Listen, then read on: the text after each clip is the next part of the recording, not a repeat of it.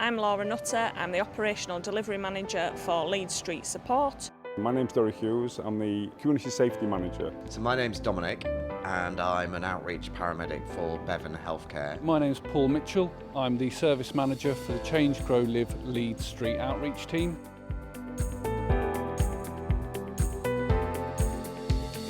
My day-to-day work is actually supporting professionals and a number of key agencies who work directly with people who are rough sleeping in Leeds. They will go out and engage with people, so that will either be people they find just from walking around the streets or referrals we've had from members of the public. They'll take those referrals, they'll go to those locations, but it's finding who's there, what they need and what help and support we can give them. The multi-agency delivery part is lots of commission services and third sector organisations coming together to tackle the problems that we have in relation to people who find themselves needing to rough sleep and all of the issues that are connected to that.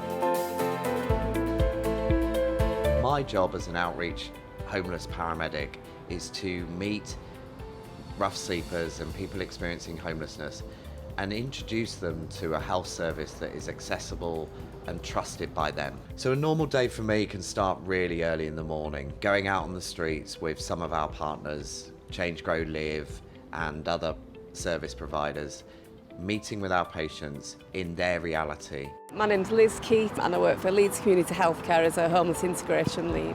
Sometimes we'll see people that are really ill in the community or they've been identified by one of our partners as being on the streets and there's a specific illness. We can facilitate sometimes a hospital admission and sometimes that's a piece of work to actually really support that person going into the emergency department or hospital when that can be a really scary place to be, and then work with our partners such as Forward Leeds, because obviously if that person's got some issues around their substance misuse then that will need that support from that particular in-reach team.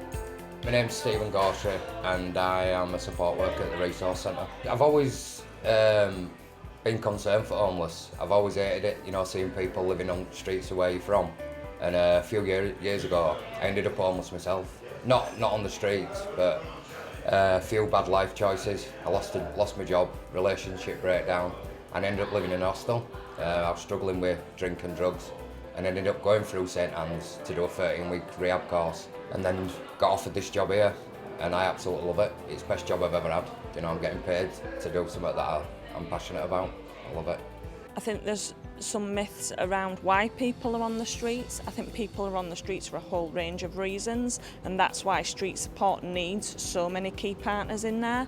For some people it's mental health, for some people it's physical health, for some people it's relationship breakdown, and so that's why each person's journey has got to be looked at on an individual basis, because they all do need something completely different. I'm Annabelle, I'm the team leader at the Crypt. St George's Crypt are an emergency accommodation.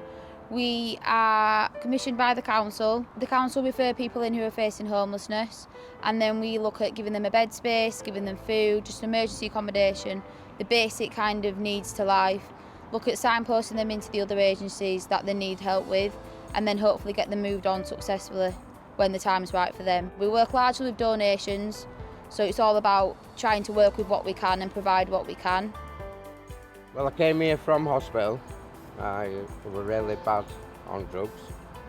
I took an overdose, and from there I got into St George's Crypt, and I really wanted to stop taking drugs, and they helped me from the minute I came through the door.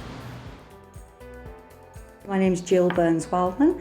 I'm a housing advisor, part of the temporary accommodation team. At Leeds Housing Options, we are the people that provide the statutory function of completing homelessness assessments. So anybody that is either homeless or has a threat of homelessness. People that are sleeping rough don't always necessarily want to come into the building. They haven't got phones.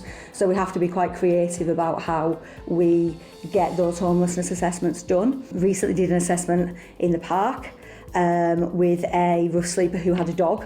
That's something that I've done many times, sort of sat down on the floor and assessed people, because it's about being flexible and about finding the time that's right for them. Every story's got its own ending, but it's good when you feel like you've managed to get somebody's life back on track.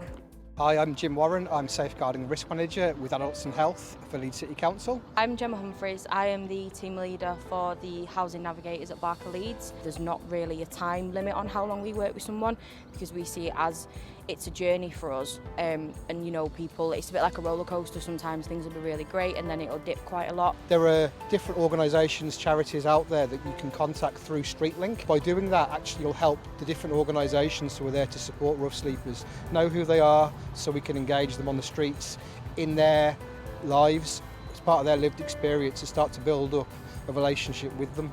My role was to build a therapeutic relationship, assist the clients to go into, again, re-engage with those services. And part of my role is also to educate services about sometimes people who have struggled with trauma, people who are on the streets.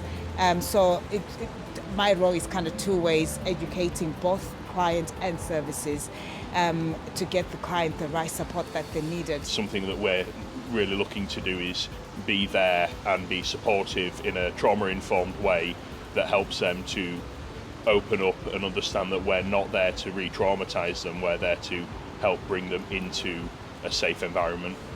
There is something that you can do. There are a number of charities who are out there who are really helping us support people who are rough sleeping. We love that people want to support rough sleepers. We just want to make sure that's done in a really healthy way.